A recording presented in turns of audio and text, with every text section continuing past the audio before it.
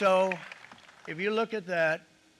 China, first row, China. Միացյալ Նահանգների նախագահ Դոնալդ Թրամփն էլ ավելի է բարձրացրել չինական ապրանքների ներկրման համար սահմանված մաքսատուրքերը, դրանք հասցնելով 125%-ի։ Իր այդ քայլը Սպիտակ տան ղեկավարը բացատրել է Չինաստանի կողմից մեջբերում համաշխարհային շուկաների հանդեպ տածած անհարգալից վերաբերմունքով։ Թրամփը նաև նշել է, որ աշխարհի ավելի քան 70 պետություններ դիմել են Վաշինգտոնին մաքսատուրքերի թեմայով բանակցություններ անցկացնելու խնդրանքով։ Այդ երկրների համար նոր մաքսատուրքերի կիրառումը սառեցվել է 90 օրով, հայտարարել է Թրամփը։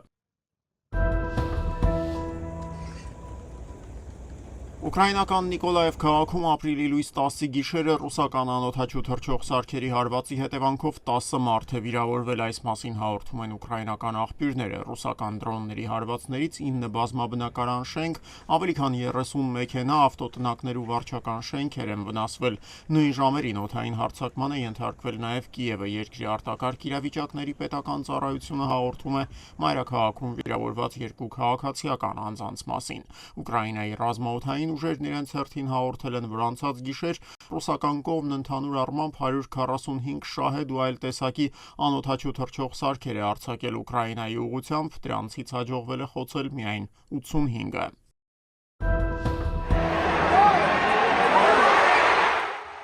Ֆուտբոլի ֆեդերացիաների եվրոպական ընկերակցության UEFA-ի որոշմամբ Վրաստանի ֆուտբոլի ֆեդերացիան տուգանվել է 40,000 եվրոյով մարտի 23-ին Թբիլիսիի Դինամո մարզադաշտում տեղի ունեցած անկարգությունների պատճառով։ UEFA-ի գնահատմամբ Հայաստանի հետ խաղի ընթացքում արձանագրված հիմնական խախտումներն են եղել վրացի երկրպագուների ներխուժումը խոտածածկ, ինչպես նաև լազերային լույսերի և պիրոտեխնիկական միջոցների կիրառումը, նաև մարզադաշտի ելքերը փակելը։ Որոշման համաձայն տուգանքից բացի Վրաստանի հավաքականը մեկ տնային հանդիպում կանցկացնի առանց երկրպագուների։